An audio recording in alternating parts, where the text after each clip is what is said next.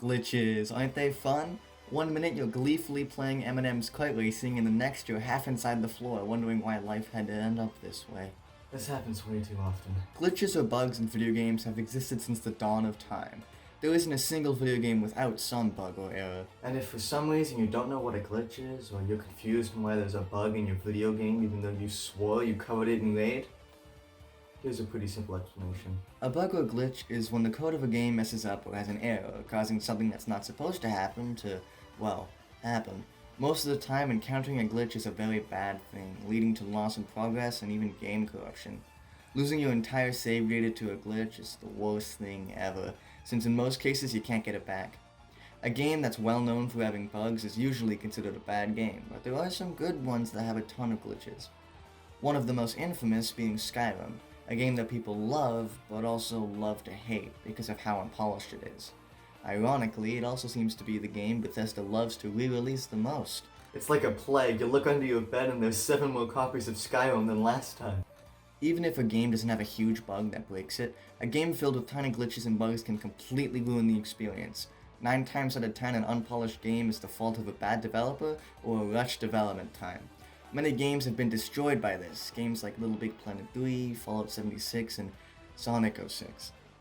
Okay, look, I hate Sonic 06 as much as the next guy, and I do think it might have been okay if it had some more development time.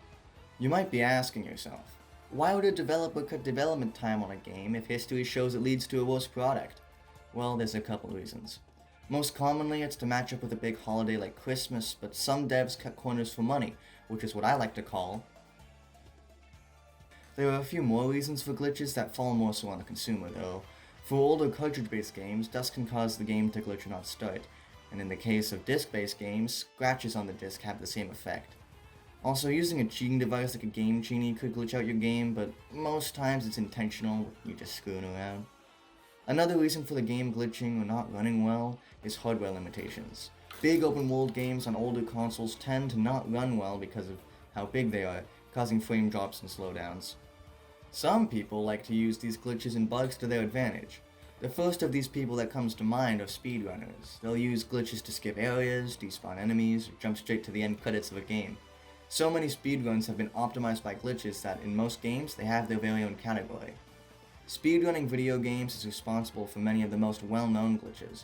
Glitches like the backwards long jump or BLJ in Mario 64, or the wrong warp glitch in Zelda Ocarina of Time.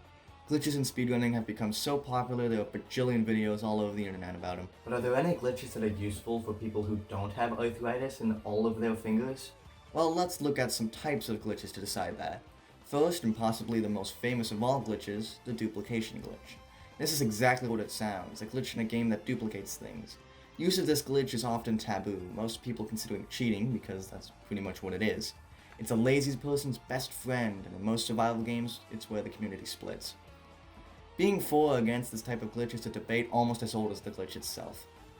Personally, it depends on context. I don't think it belongs anywhere in a multiplayer or competitive game, but if you're alone in your basement or just itching for a second shovel, go for it.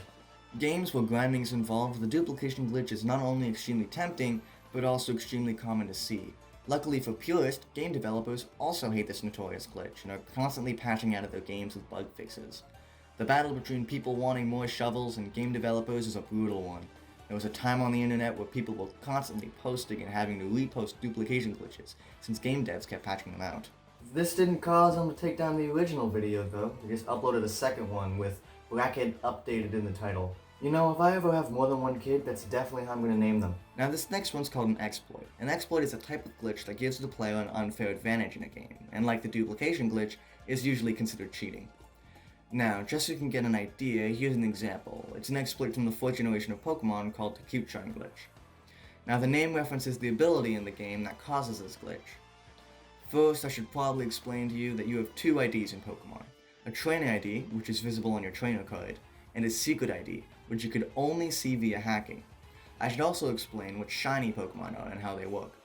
They are literally just a palette swap that has a roughly 1 out of 8,192 chance of appearing instead of the normal colors in this generation. They have no stat boost and only look different. This has drawn many people to hunt for them. Including me. However, using the Q-Charm glitch, it changes the odds to roughly 1 out of 20. The exploit is a little bit complicated, but the easiest way I can explain it is that if your training ID and secret IDs are super close to each other, and the first Pokemon in your party has the ability Q-Charm, the odds are insanely increased for shiny Pokemon.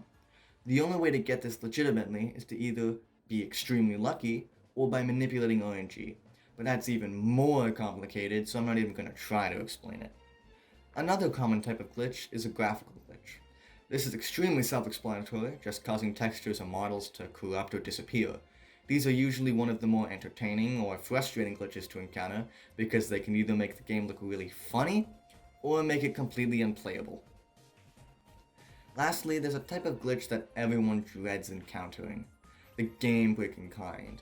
These are the type that can go from just crashing your game, which is frustrating in itself, or soft-locking you.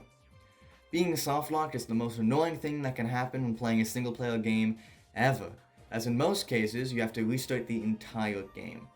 These usually get patched out pretty quickly, but when they do slip through the devs' patches, it only leads to bad things. And as we all know, video game fans are relentless, so if a developer doesn't fix a game, their fans definitely will. There are many instances of people modding games to optimize or fix up a game.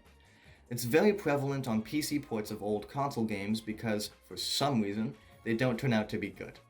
An example of this is most PC Bethesda RPGs. Before you start any PC Bethesda game, you get to play a tiny game I like to call Foreplay with Todd Howard.